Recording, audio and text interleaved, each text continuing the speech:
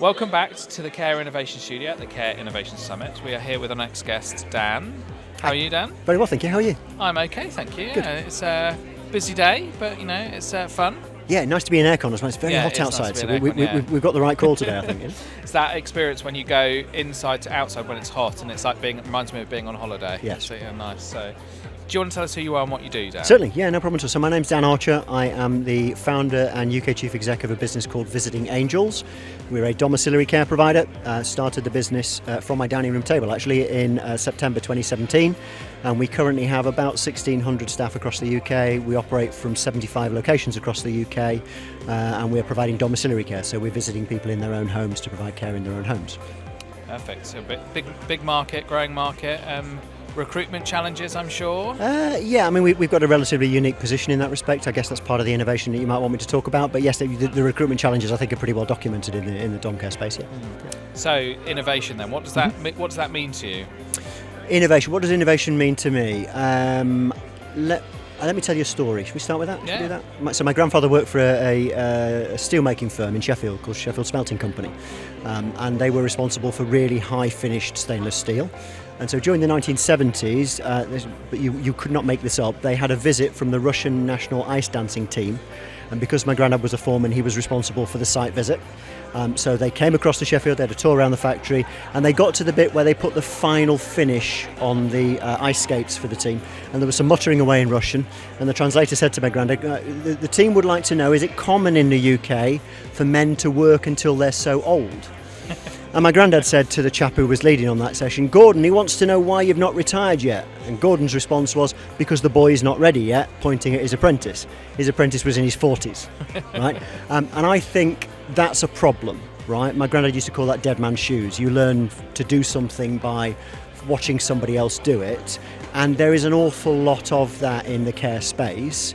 And so when we started Visiting Angels, we wanted to try to be different. We wanted to innovate. I'm becoming increasingly proud to say in summer 2017, I think I was the first person on the planet to use the words Carer-Centric. So our vision for the business is to be a carer-centric business. We are a people-first business. So by making caregivers the most important people in the business, as a result of that, by default, I am the least important person in the business, and I'm fine with that. I think that's the bigger we get, the more obsolete I become. Eventually, I don't need to be there at all. Yeah, but actually, what we're trying to do by doing that is to celebrate caregivers better. The second part of our mission statement, since we launched, actually, has been to redefine the role of carers in society. And so we believe by trying to make the work of caregivers more attractive, more professional, more understood, it is easier to find people that are prepared to work in the sector. So yeah, that's what we did to innovate when we started, I guess. Lovely, okay, that's interesting. I think, taking that different approach has obviously helped you grow the organisation from where it was then to where it is now. Yeah, I mean, we're recruiting somewhere in the region of 100 caregivers every single month. We're opening about 12 to 15 new offices per year, so we're in quite an aggressive growth phase at the moment, but I think what's significant is we found when the carer-centric thing is interesting, if I try to define it, I guess as the person who invented it, I probably ought to be able to describe it, right? So we say that we love our carers, which is an easy thing to say, I think. It's a harder thing to then deliver. But absolutely what we do is we try to see the world through the eyes of a caregiver. That's the truest definition of being carer-centric. And if you do that, you're going to ask yourself some pretty straightforward questions, which is about pay.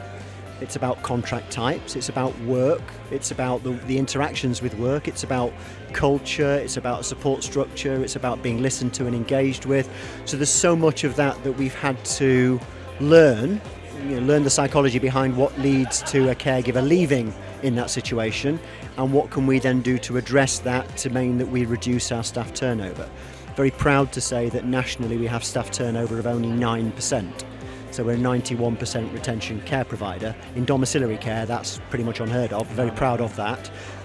But we fight very hard to find reasons to help people to stay, rather than just accepting staff turnover as being a natural part of the market we operate in. So getting into the nuance of it then, what things work? I've always considered flexibility to be an important part, especially with younger workforce. Well, I did with human beings, right? Flexibility is important. You mentioned pay. As we all understand, pay is not everything. Nope. What really stands out for you as a kind of area that's really important? Okay, I mean, so very often when I talk, all people hear is pay.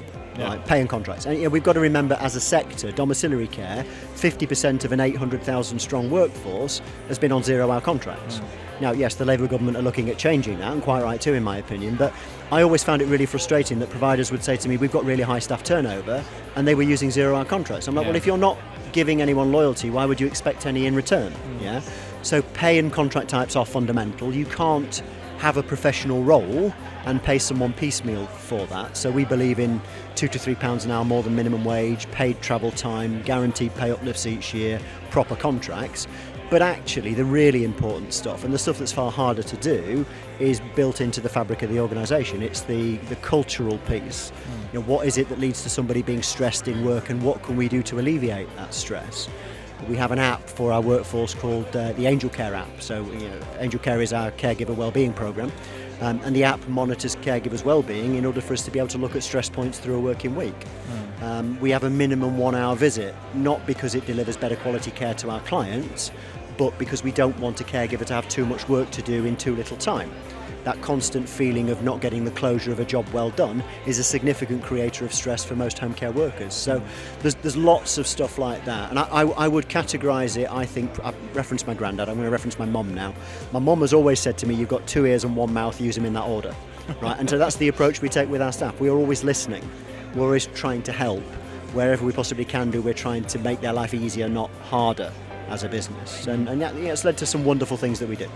I hear when you sort of say, other companies say, it's really difficult to recruit, we can't get the staff, yet have 0-hour contracts, they don't pay for travel time, they expect people to pay for their training, buy their uniform, and you sort of say, I'm not surprised, and they don't seem to get that. And it, to me, seems very simple, but it's still not very well adopted across the sector, is it? No, it is slightly frustrating, I think, that for most of the life of the business, I've been as public as I possibly can do about the things that I believe should be the way that people work in home care, and yet we are still an outlier in that respect. And most of it is pretty much common sense, right? You would think.